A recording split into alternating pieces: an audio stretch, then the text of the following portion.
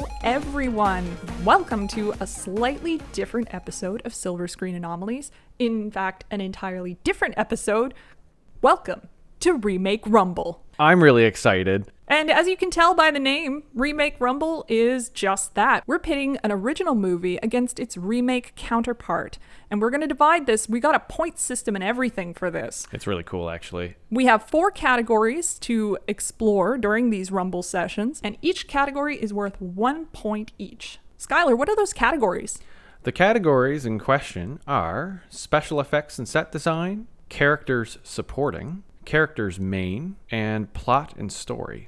Those are some pretty exciting categories. Yep, it's going to be a pretty serious duke-out session this week. I think. Yeah, because our first movie and remake up to bat is Pet Sematary. Pet Sematary. That's right. I'm recently actually released. really excited about this one. Yeah, this was a lot of fun. I hadn't seen Pet Sematary before this Neither project. of them. Yeah. Neither of them. No, and I hadn't read the book. And I knew the gist, but yeah, I was in the opposite camp where I read the book when I was a teenager. I read it again as an adult and saw both movies. I saw the original eons ago and, of course, rewatched it with you.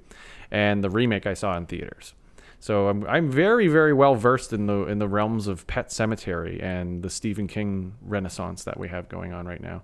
Oh yeah, we definitely seem to be having a bit of a renaissance going on. What with like Pet Sematary and It, and there's so much content that is centered around, more specifically, the 80s focused Stephen King books and stories being told. That seems to be the case, just because there seems to be a direct focus, thanks to Stranger Things, on this very particular renaissance. There's a focus on 80s content now, so for some reason, with horror specifically, Stephen King seems to be the focus. Yeah.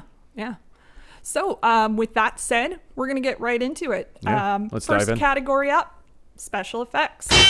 So the first topic that I would like to discuss in regards to the special effects would very much have to be, the most obvious thing to talk about would be the graveyard. Oh yeah, the graveyard, 100%. The set design in the original was, it was good. It was fine. It was all right. Yeah. But when you go over to the remake, and it seems like it's kind of lopsided when you talk about VFX or special effects, set design and everything. You got to take into consideration the time. Totally. Right? Like the original Pet Sematary came out in 1989.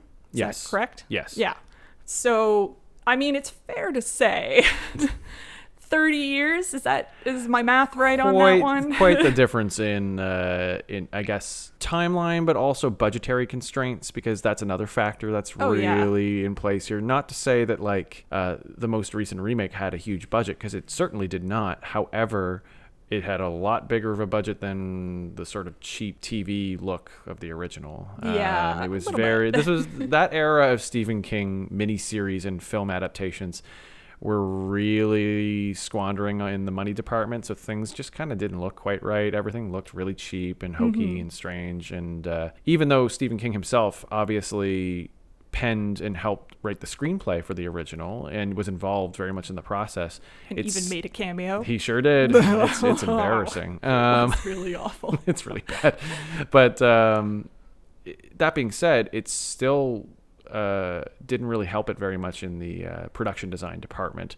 No. But if we're focusing entirely on the graveyard, to speak towards the graveyard in the remake, something I really loved about the remake was the storytelling that was used around that set. Like small little things, little details, like the children with the animal masks. That was so creepy, and I loved it. I loved that a lot, actually, just because that whole detail immediately sparks an interest in your brain, where there's a mythology being built around this place, this one place that in this town they go there to almost, I guess, reflect on death, or it's almost ceremonial. Yeah, there's definitely the procession and the masks. Yes. If I had to pick one thing, for design, those masks are so creepy, that the children leading up to the graveyard, and even some of the masks are hanging on some of the graves of the pets. Yes. They are so early, Victorian creepy that it just fit so perfectly, you know? It was very symbolic. I loved it. They were woven organically into the plot in such a way that you actually really focused on them in the way that you should. If anything, to sort of, I guess, speak to the masks in general, I almost wish they were used a little bit more. But as a set design and effect, they're really effective. And in the graveyard, what's really cool is that the kids sort of use these instruments and they enter this, I guess, this set by way of like, almost like it feels like a funeral march. And then when eventually the graveyard is introduced into the plot, you see the masks kind of like draping over top of the gravestones. And that was something else I really noticed about the set and the design aesthetic of the remake over the original, is that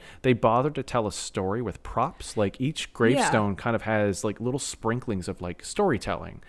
Like some gravestones are more heavily garnished than others to kind of show like a level of decadence for who's buried there or what's buried there, because it's obviously all pets, right? Yeah, they definitely fleshed it out more, and it made a difference. You know, it wasn't just a graveyard. You could tell there were so many stories in each grave, each piece. They really fleshed it out, and it made a big difference for me for the remake, for sure. Absolutely. Do we want to talk maybe about the area beyond the graveyard, the aforementioned burial ground? The burial ground, yeah. Yeah.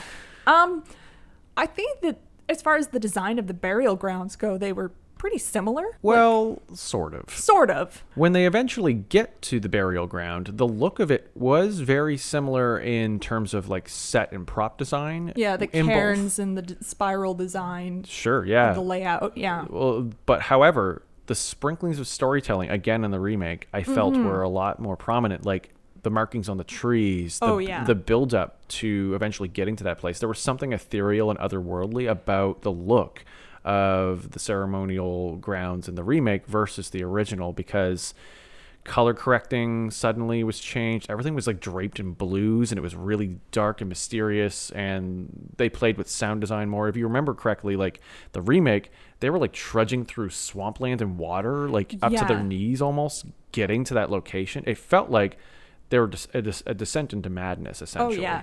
The atmosphere in it was a lot more palpable. Yes. There was another level added to the remake that was just very otherworldly. You felt like as soon as you crossed that barrier, you crossed a threshold. Yes. Right? And, I mean, the original, you got that difference of landscape as well, but the atmosphere was just so much richer in the remake. I agree 100%. It felt scarier. It felt more tonally appropriate for the story that was being told. And from a design aesthetic, it looked more interesting to me. While, again, going back to the budgetary constraints and the time period of when the original came out, everything kind of felt cheap and flatly lit and uninspired in a weird way. Like, not to totally like shit on it, but it really didn't work for me. No. Even when I watched it as a teenager, I remember certain things in it absolutely affected me. More on that later, but most of it felt very flat. It's true. And as far as makeup goes, oh yeah, that's the last point that we want to talk about with the effects in this movie, because this is not a very like CGI laced feature film. It's not very focused on CGI in a lot of ways, so it's a lot of makeup, a lot of practical effects. So the biggest one in question, of course, is like the makeup that's done on the reanimated dead. Oh yeah. Yeah. The makeup in the original for the reanimated dead. Oh my god. I didn't believe they were dead. No, it looked like a cheap Halloween effect. It did. I can go buy that at Spirit Halloween or whatever. That's right. You know, it wasn't very profound. Let's put it that way. No. I didn't buy that this child had been hit by a truck. No. Because, I mean, and I can't say much of anything, really. I don't have a background in, you know, funeral prep or anything. But looking at Gage, the child that died in the original, I'm like, well, you look like a pale, gross child. It looks and like... I mean, that's not really... You don't look like you're dead. Well, and I mean, especially got really comical when he started dressing in strange attire, like the top hat and stuff that was in the painting and stuff. Oh, God. I couldn't stop laughing. Weird. He looked like when you dress your kid up and you go get like a professional photo done or something for like the packaging of like a Halloween costume. He looked like that. Oh, yeah. He looked like a really terrible on the cover of a packaged costume. Yeah. I it believe was that. Yeah, that's very bad. too bad. That's not what I think they were going for. No, I mean, No. some of the makeup in the original was pretty effectively done. Like the Victor Pascoe makeup, I actually thought was pretty well done. That stuff was actually really good, and the way that was used in a direct effect to his injury made a lot of sense to me, and it was very grotesque and upsetting looking. Oh yeah, for sure. And that maintained throughout the whole movie. Totally. Like anytime you saw him, he was just gross and He's unsettling. disgusting. Yeah. So like it wasn't a total write-off, and I mean No. like the cat. I mean that's the final effect I think we should talk about. Ugh.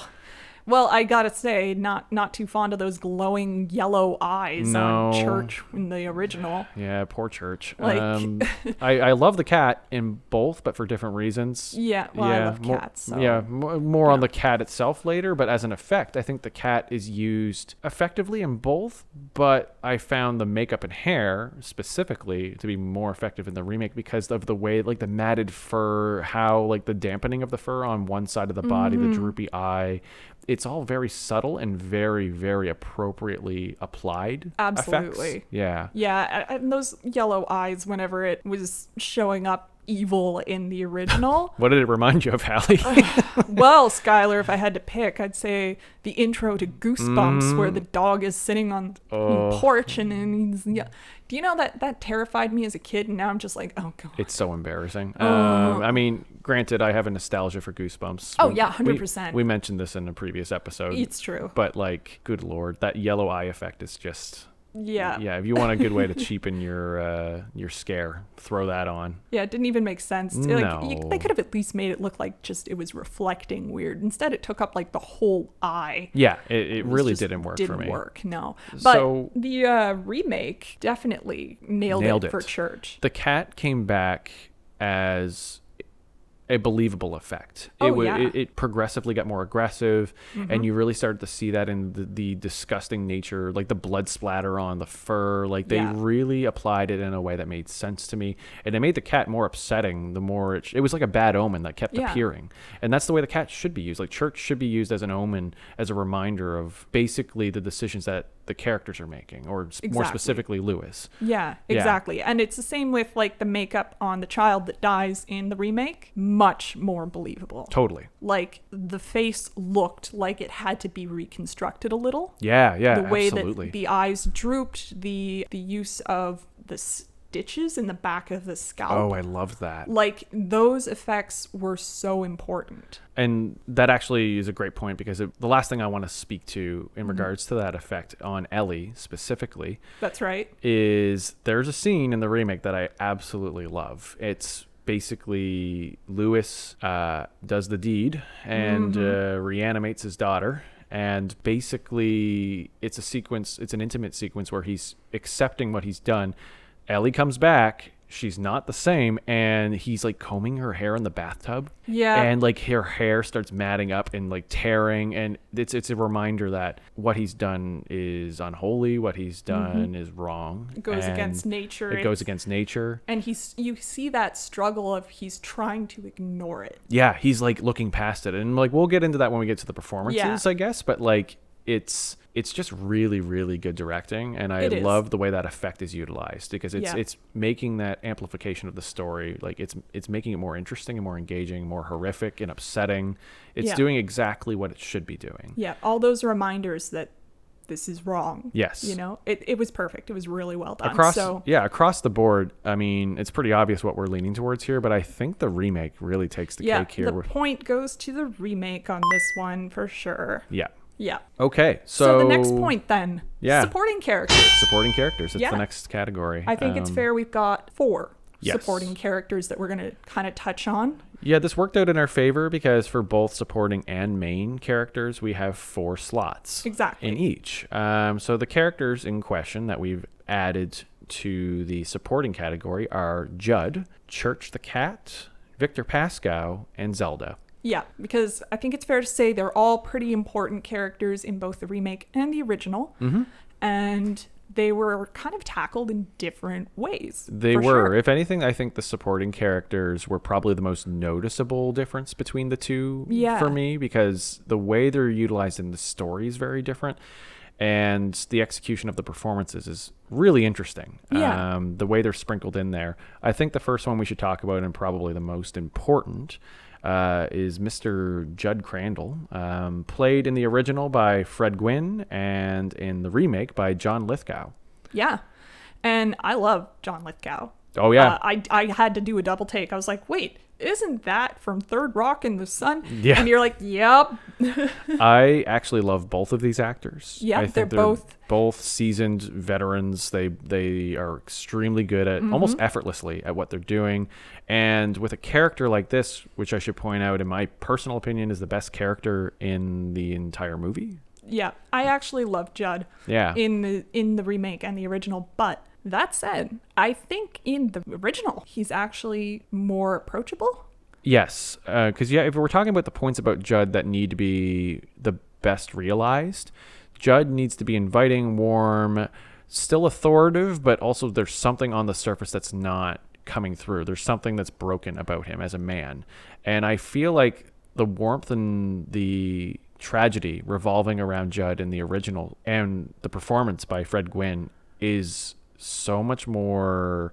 There's something about it that just has this southern quality, almost like there's like a small town vibe to the way he executes that performance, and it just feels way more inviting and interesting. I think if I had to characterize the differences between the characters, it would be the original Judd seemed like a trauma survivor. Yes. Because, his character in the original had to help twice put down somebody or something that had been resurrected from the burial grounds. Yeah. First his dog, and then the Timothy Bateman, I think his name was, That's right. was resurrected, and he was traumatized from that.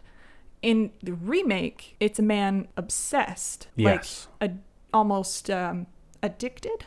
Yeah. Like not right off the bat, but it's underlying there, So it makes a difference in the characters, but I love the accent for the original Judd too. Me too. I'm not going to lie. That kind of plays a big role in the deciding factor here. So Yeah. I just love that little tiny detail. It's a warm southern kind of accent. I would be lured in, and I would want to be friends with Judd more in the original than the remake. And it's, again, John Lithgow is wonderful. Absolutely. But I think you hit the nail on the head, absolutely, in the execution of the performance. This is more of a direction standpoint and not a fault to Lithgow's performance, because his performance is brilliant because he nails it. Like the version of Judd that they're going for in the remake feels more like someone who is deeply, deeply, disturbingly obsessed with something. Yeah. There's something that's hidden on the surface that he's not, I guess,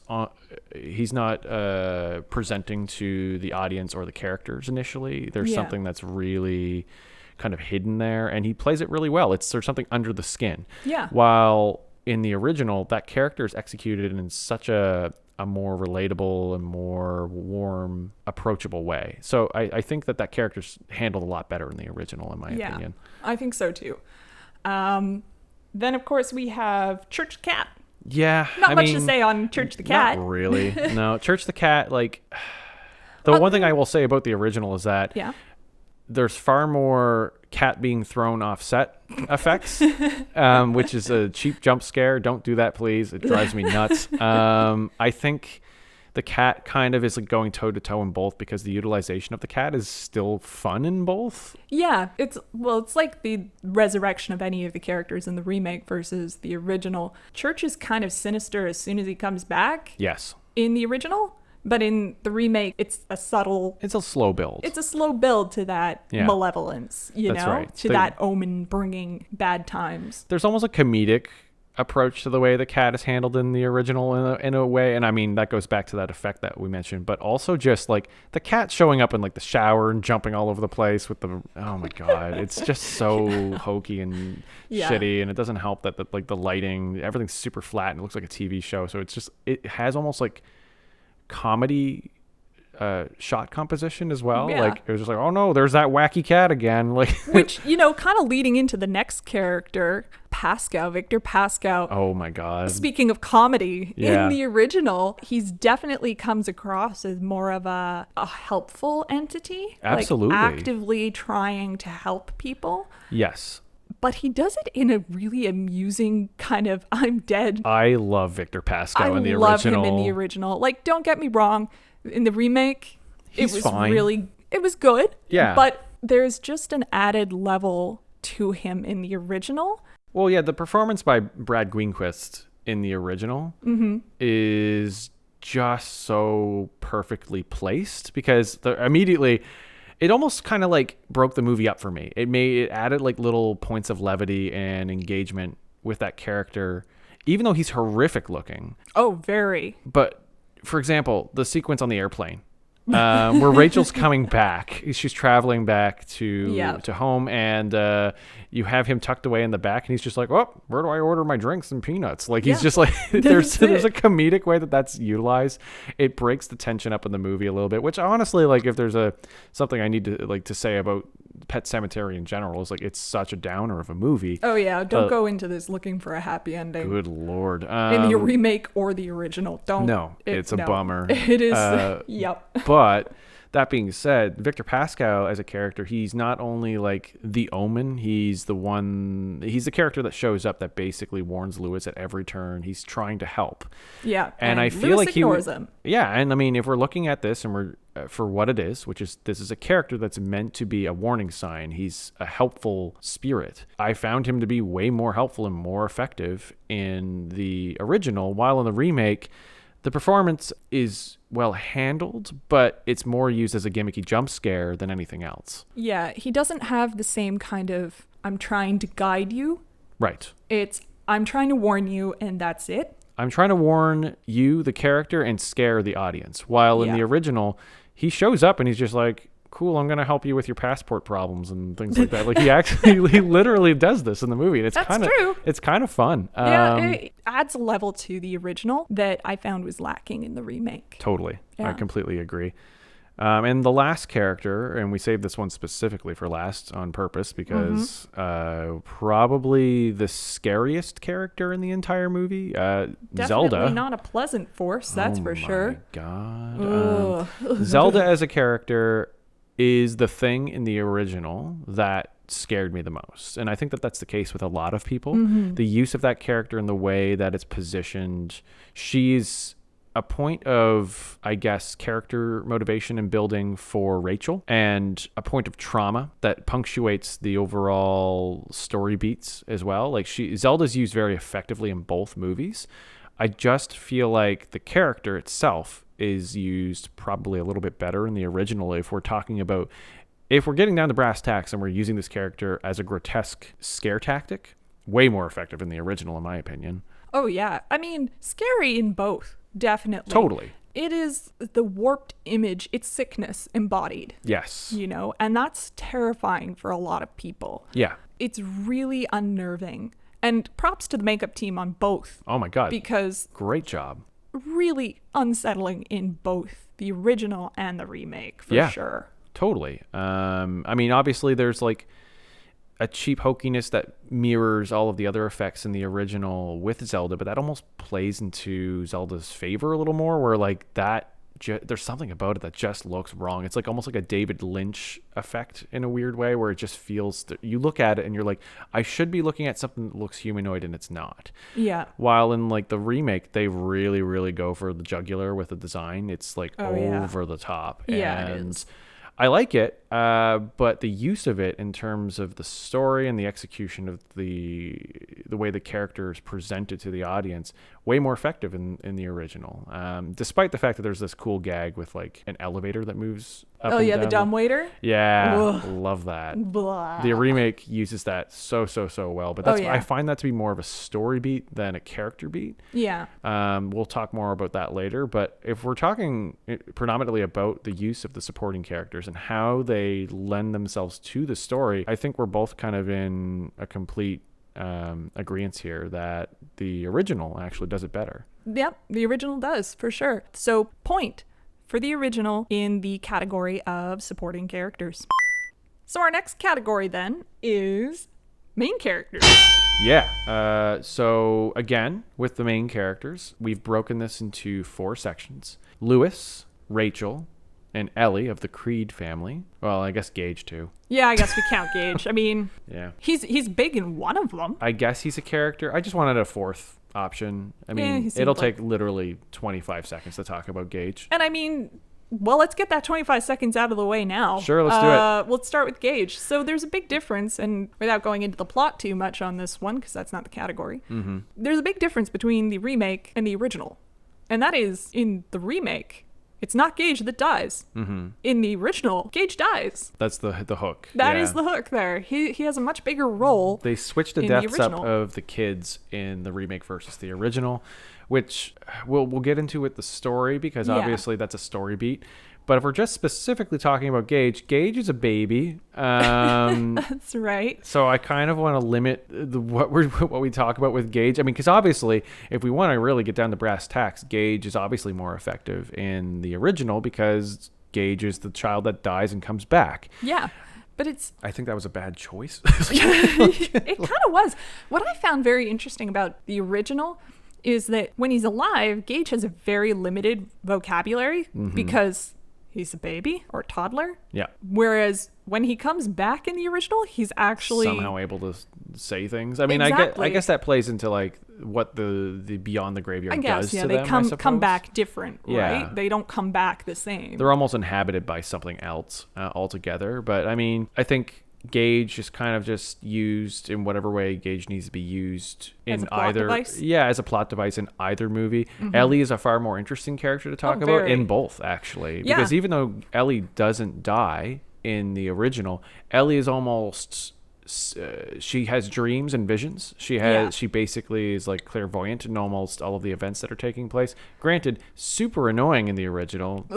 That child screams way too much, and comes from the era of child actors of child acting is screaming. and the emotional, I get whiplash from the emotional changes that child did. Totally. But- And the remake, the performance by Jet Lawrence, holy moly, she's fantastic. Fantastic. I don't know what it is about child actors these days, but They they're are kicking it. I don't know if they're manufacturing them somewhere at a factory, but like, good Lord, this kid's great. Like, she embodies all of the emotions, the complicated emotions that she should feel throughout the film. Oh, for sure. Because this character is a character that, from a parental standpoint, the two leads, being Lewis and Rachel, they have to deal with some pretty interesting topics, discussing death with Ellie and trying to find a way to balance, I guess, the messaging there. And explain that to their daughter. And the reactions that you get out of Ellie in the remake are terrific. And how she handles death and her own death subsequently is really engaging. Like, when she comes back, that's when this performance really comes to life in a ironic way. I see what you did there. Yeah. Because you see the drastic contrast, like the change in this character. She suddenly becomes very self-aware that she's dead. Oh, yeah. The resurrection of Ellie in the remake was Heartbreaking. really sad. Yeah. Really ominous. Like, you could tell immediately there was something not right.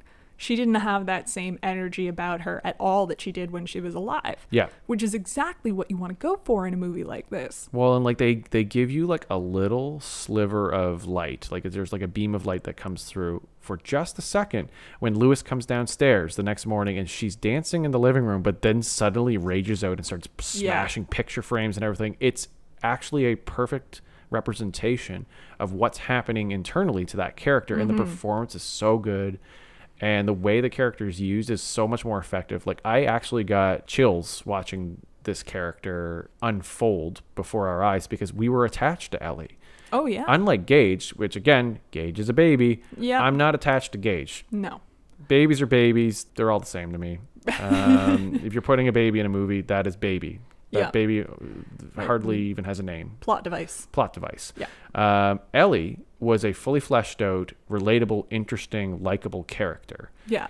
And choosing to kill her off, far more interesting. It was a good choice for sure. Absolutely. Story-wise. So obviously, like, more effective in the remake with this one. Oh, yeah, for sure. So Lewis and Rachel, they're the big ones. They're the ones They that we are. gotta hit on here. Yeah. Let's start with Rachel. Okay. Yep. I didn't like Rachel in the original. Yeah. Oh my God, me neither. She was... There was something shrill and awful about her. I don't know what it was, because again, like, it's not to knock the performance of Denise Crosby. I think it's the way that she was portrayed that I didn't like. As a easily made hysteric female that, you know, everybody has trauma and everything, but I didn't like how they dealt with her character dealing with that trauma in the original. It was the hysterical woman that needed the sedative to get to sleep at night. And Absolutely. it's just like, come on. Yeah, it doesn't work. And honestly, the best way that I can describe why Rachel works so much better in the remake is actually from the very start of the film all the way through. The way that the layers of her performance, the way that she's used in the layers of her performance is actually the reason for me, because specifically what I noticed were the details. So like you just said, this actually kind of plays into how you described it perfectly. In the original, her sudden change into having a traumatic outbreak with death and the way that she handles death because of her past traumas with her sister, that was really jarring to me in the original. While in the remake, it is on the surface you see it on her face. Oh, like, yeah. That performance is so good. Like Amy, I don't want to butcher the last name, but the performance in the remake, that character is so well handled. They actually make her genuinely likable, and you feel so bad for her because you can see every ounce of pain on her face. Like, it's not just a medicated issue. No. This is something that is deeply repressed, and it builds and builds throughout the film. It becomes part of the heart of the movie, because the heart of the movie is about the lengths that we would go to I guess, handle grief or deal with grief. And that character... Or avoid grief, yeah. And that character, if anything else, in the remake just makes... Like, she punctuates that story beat, that purpose of the plot. Absolutely. And I have to say, I really like the balance between Lewis and Rachel in the remake. They are partners. Yes. They are equal, on equal ground there. They feel like believable couple. Exactly. Yeah. They have differing ideologies, but they're still loving and supportive of one another. Yeah. I really liked that about the remake. Whereas in the original, oh my God, again, she was treated like a screaming mad woman. Pretty much. I didn't like her the character in the original. No. Didn't like the way she was portrayed there, but in the remake, I really felt like she was an equal character to Lewis. She had just as much attention, I guess, given to her in the runtime as Lewis, and that made them as a couple more interesting in handling the tragic events of the film. It made my heart bleed for them more. Absolutely. It makes the ending more palpable and much more tragic. Yeah, for sure. And Lewis as a character. Yeah, so this is an interesting one. I really don't like Lewis in the original. No, I don't either. That performance is so wooden and trashy, and it's completely off the chart. That's right. It's all over the place. So the sequence where Gage gets run over in the original, that performance suddenly spikes out of nowhere into like almost comical rage, where like the pain on his face is very believable. It's like the performance kicked up a notch where he's screaming into the sky at like what's happening. That was actually really well done and really effective and really sad. The editing suddenly changed in the movie, but it was also really jarring. While in tonally, in the remake, everything kind of felt more cohesive, and the use of Lewis was like a degrade into madness. Like, he was losing his mind slowly throughout the film, especially once the graveyard is introduced. Yeah, because it becomes, as explained kind of in the remake, they did a great, well, we'll talk about that in the plot, but they explained the graveyard and the link and the hooks that it kind of gets in you. Yeah. A lot better in the remake. Yes. And so you can see that descent, that spiral, a lot clearer. Yeah, Jason Clarke is excellent in the remake. Very. He is believable in his role as a father figure, and I believe him as a loving husband, and his connection with his daughter. Like, it makes every plot point feel all the more effective. Like, I felt worse for him during the funeral procession for Ellie. Yeah. Everything, like basically the grief that sets in. I felt it in the remake, while I didn't really feel it in the original. Like it really didn't work the same way. Everything was heightened to such a degree that it felt unrealistic. While Lewis's performance in the remake, everything felt more believable. Everything felt more tonally consistent with the actual movie. And Jason Clarke is kind of an unsung talent that gets underutilized in a lot of movies, and it's a shame. I wish he would be given better, maybe, I don't know, like better movies to be attached to or something, because I do think he's actually quite a good actor. Yeah, well, he did a great job with Lewis, for sure. Absolutely. So I think we're pretty much on the same page on this one. Yeah. The point goes to the remake for main characters, for sure. Totally. Yeah. So that leads to our very last category. And the big one. It's the big one.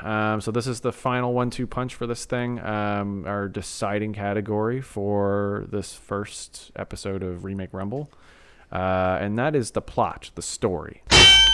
So I think that overall, if you were looking at the grand scheme, the stories are quite similar. Like the remake, I should say, kept fairly true to the original, except in a big point. Yeah, there's a dividing factor there. There is. We'll get to that main pivot later. The first point we want to probably discuss is the utilization of the cemetery. Yeah, the introduction of the cemetery was definitely more organic in the remake. Yeah, actually. Oddly enough, yes. The remake did a much better job because it bothers to, first of all, introduce this layer of folklore and mysticism. Like there's this mythology that is building throughout the entire film, which winds up being like I guess a point of criticism for me, because I wish the remake actually really leaned into that a lot more.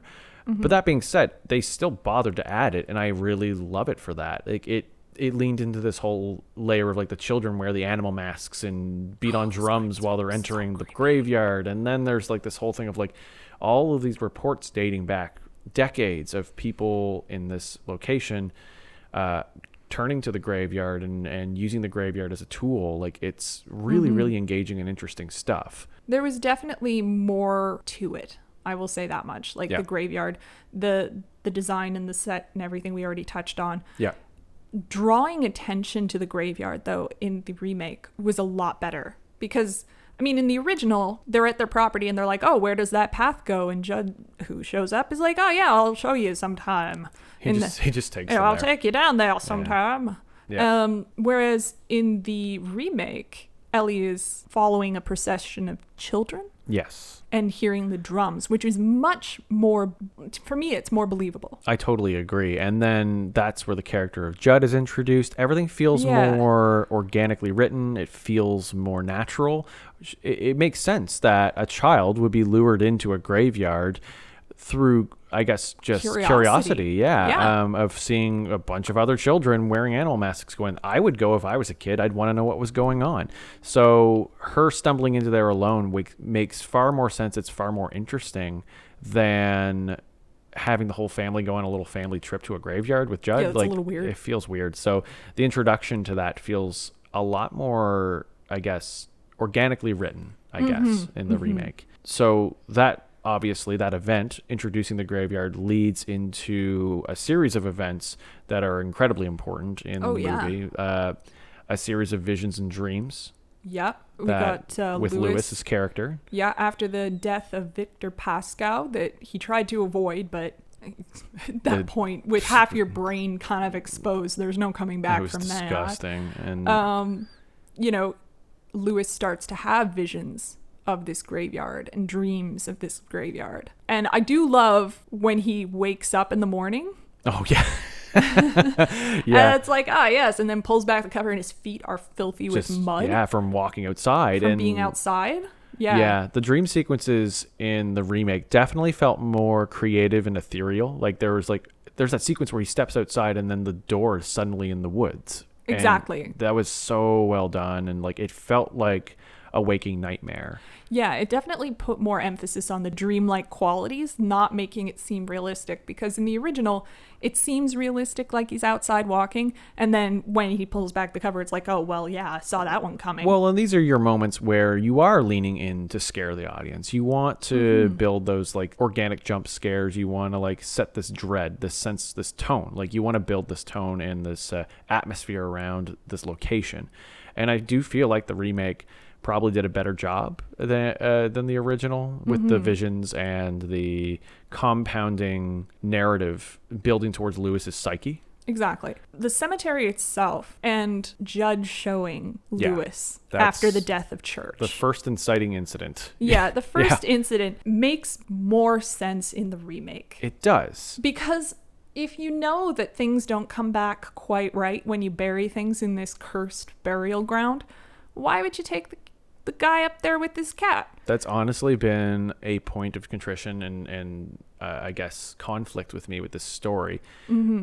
Dating all the way back to when I was a teenager, I just never understood. I love Judd, but I never understood why he would take Lewis there. Yeah. If he knew that they don't come back quite right. That's right. But in the remake, there's a line that's delivered. Yeah, they actually take the time to kind of explain it. I'm not saying that it 100% works. It doesn't justify it entirely. No, it doesn't. But it definitely is better than the alternative. It makes way more sense to me. I'd rather have something than nothing. Exactly. I think that's what you said while we were watching it. Exactly. I'd rather have something than nothing. And the something in the remake is that once you taste the power that comes from that place, you crave it. You get obsessed with it. You want it again. It's like an addiction. That's right. He said he specifically in the remake, you look for any excuse to go back there. That's right. And he saw this family move in, their cat dies, and he also has a developed, which is another story point that's actually interesting to touch on. He has a developed relationship with Ellie. Like I found the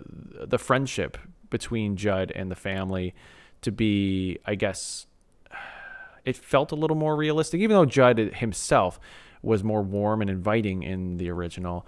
The connection between him and Ellie, which was really important, was built up a lot more in the remake. So when inevitably Church dies, he doesn't want her to be sad. He doesn't want her to be sad. That's right. And then he's also like an addict. He wants to go back to that place. And so that's it's 2 birds, 1 stone. That's right. So it makes sense. It takes a pretty serious plot point that I had a lot of issues with, suddenly making it make a little more sense. That's right. Which obsession, of course, is like one of the main topics of the film in a lot of ways, because it plays a lot into Lewis's character. Yeah, obsession, desire. You don't want to deal with death and grief, and I mean especially the death of a child, which is really the next plot point. Totally. Because as we mentioned in main characters, it's not Gage as in the original that dies in the remake, it's Ellie. Ellie gets it, and that we've already touched on was a much more believable plot point. It's a twist for the audience who's familiar with the story. That's right. And for some people who are purists and want the story to be told exactly like how Stephen King wrote it, sure, I can see you having some issues here. Yeah. If you're going to remake something, I like stories that take some liberties. I like if you, just because something is written and it's not cemented, like we can take things, these concepts and these stories and bend and mold them in a way to make them different and more engaging or unique, or not so much more engaging, but just something that's a more unique take on a story that we're familiar with. If you're going to remake something, I'd much rather you do something different with it than just give us a carbon copy of what we already have, because especially if that movie is already effective. Exactly. Like if you have an original film that works for a lot of people, why make the same thing again? Do something different with the same material. So the choice of killing off Ellie was way, way, way more tragic and way more effective for me as a viewer of this story than Gage, because I wasn't attached to Gage. Yeah, in the original, I had no attachment to Gage. Like, yeah, it's awful that a child got hit by a truck, but there was no attachment there for me at all. And whereas with Ellie, I really liked her. Totally. And that leads, and I mean, I know we've talked ad nauseum about the performance by the child actor who played Ellie. But that being said, we didn't touch on the series of events that takes place afterwards. So once Ellie is buried, inevitably by Lewis, and at this point, they've established more mythology revolving around the graveyard. There was some talk about the Wendigo folklore and mythology there, which I thought was really great. I wanted more of that, to be honest. But it's the inevitable turning of Ellie into this sort of husk of, she's not human anymore. Let's put it that way. Yeah, whatever it was she was is gone. Oh, yeah. And it's replaced by something far more sinister. And it's brilliantly executed in the remake because it's slow. It takes its time. Like, Gage immediately comes back from the dead in the original and just starts killing people. That's right. And it's just like, well, wait, we are skipping some levels here. It just escalates it moves so quickly, and that's the pacing in the original takes a hit because of that, because the movie is very slow up until when Gage comes back, and then suddenly it's just a barreling train. Yeah, it's basically like a slasher movie all of a sudden. And then I found the choices to, I guess, take their time and have a gradual progression of Ellie slowly maddening into this state of like becoming self-aware that she's dead, and then realizing very quickly that Ellie is not there at all. Like, she's disappearing in front of our eyes. There's something else that's embodied her corpse. That felt way more tragic and slow, and again, what you really want to hit on if we're talking about the story with Pet Sematary is you want that sense of, I guess, loss, the grief to set in. And seeing that grief on Lewis's face in the remake, slowly seeing his daughter, this husk of his daughter, come back and realizing that it's not her, that's so well done. Yeah, absolutely. And I think that if we're talking about differences between the original and the remake again, let's talk about the ending. Yeah, that's kind of the last point, isn't it? Because it is kind of the last point and the real difference between the original and the remake. Yeah, this is the one I'm kind of divided on, personally. Yeah? Yeah, we might be different on this one, because I don't know how to feel about either. I have some issues with the original. Because the original, again, why would Lewis he knows what the graveyard does at this point, and they haven't established in the original that the graveyard is this like almost drug-induced effect on people. Right. So him bringing his wife to the graveyard feels very strange. Yeah, after seeing what happened to his son. Yeah, it doesn't make any sense. It doesn't make any sense. But it is the obsession, it is the grief, and the refusal to accept death. Yes. So I mean on that, but that's not explained in the original. No. However, I do like the crescendo of a moment where he's sitting on the floor and he's waiting for her. He knows she's coming back, and then she comes in, and that grotesque effect of like the water leaking out of her eye and all that shit. Like, and then like they embrace for a moment, and then he is killed off camera when it cuts to black. Like, I actually think that was well handled. Yeah. No, it was well well executed. Oh, I see what you did there. Cool. Good. Oh my God. So that's the one difference there. And then in the remake, they've got Ellie kills off Judd, the mother, and then the father, and then resurrects those last two. She actually resurrects them. She drags them back to, which makes so much more sense. And I don't know why people complain. A lot of people are really shitting on the remake, and I actually think it has some great ideas. It does some really cool things.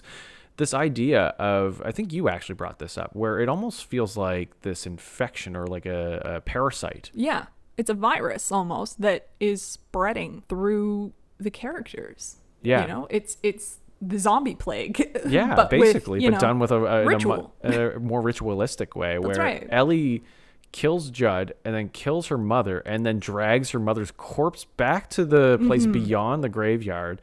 It makes way more sense that the entity would want to thrive more in more hosts. That's right. It makes total sense. And I think it was a really good plot point to explore. My only point of contention there is the timing.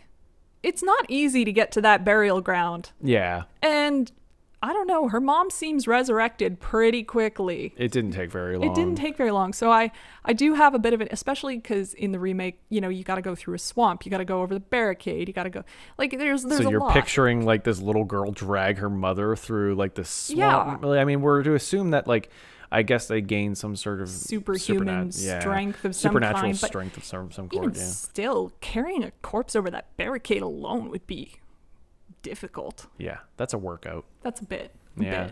Undead workout there. Well, you know, it's a movie. It's a fine. movie. It's true. I guess I can suspend my disbelief. We'll suspend our a disbelief little for bit. that. So, but otherwise, though, like it's not such a huge logic break that it takes me out of the movie. And I love the idea, the concept of the entity actually thriving in more hosts. I like that so much that it just makes me kind of just like forget about it. Yeah, that's fair.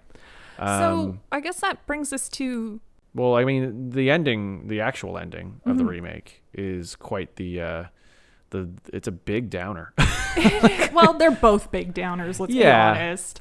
But yeah, there doesn't seem to be much hope at the end of... No, the remake, this is why I'm divided, because the original ending feels like a traditional horror ending. It feels like the ending that we probably should get for a story like this, despite the fact that there's some logic issues with Lewis taking his wife to the graveyard. Yeah. In the remake, the ending is suddenly you have the entire Creed family resurrected. I think they're like carrying a can of gasoline or something, or like they're going to kill Gage essentially. Who's left alone in a car. That is so horrifying and so upsetting. It like I kind of love it and hate it at the same time. I find it weird that she brought him back with her. Yeah, if I'm that's totally weird. honest. I don't know. But this idea, like this image of like an entire family going to murder a small, completely helpless child is haunting, upsetting. I don't know if I like it or not. I'm very divided on it. Yeah, it's a little bit of a divide, but I think that it probably overall, works better. I think it works better. I think that the plot is a little more fleshed out and a little more solid. I mean, the ending notwithstanding, it goes without saying that the remake just has so much more detail. It's remake richer. Takes it on this one. Yeah, the remake totally takes it. Yeah, it's definitely more fleshed out. The plot is more believable. Things that I had issues with in terms of like rules that were established are much more fleshed out. The characters are utilized more appropriately. Yeah. Everything feels more organic and realistic. And most importantly, it hits the nail on the head of the tone and the atmosphere of the story that's trying to be told. It does a much better job. For sure. Yeah. So, point to the remake on the plot, which means we're tally at the end. We're at the tally, and if you haven't been paying attention, we'll do the math for you here. So, in the category of special effects, that goes to the remake. In the category of supporting characters, point goes to the original. Category of main characters, remake again, and finally, point for the plot and story goes to the remake. So that gives us a total of 3 points, 3 out of 4 for the remake and 1 out of 4 for the original. So our big winner of our first episode is the remake of Pet Sematary. Ding ding. That's it. Well, that was exciting. That was exciting. That was a lot of fun. So thanks for tuning in, guys.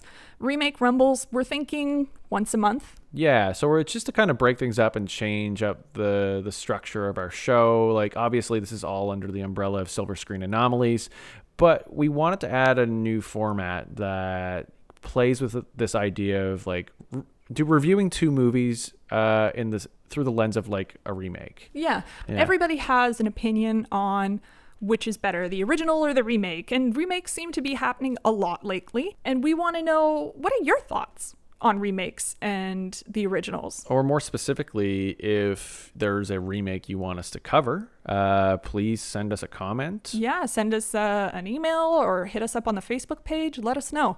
Tell us, what are some remakes that you'd like us to explore and pit against one another? And yeah, I think that's really about it. So I think that wraps us up. Yeah, you can find us on Facebook, Eldritch Creative. You can find us on Instagram, eldritch.creative, and Twitter, Eldritch Create. Thanks everyone for your time. Thanks for tuning in. Yeah, really appreciate it. And we'll see you next time. See you next time. Bye.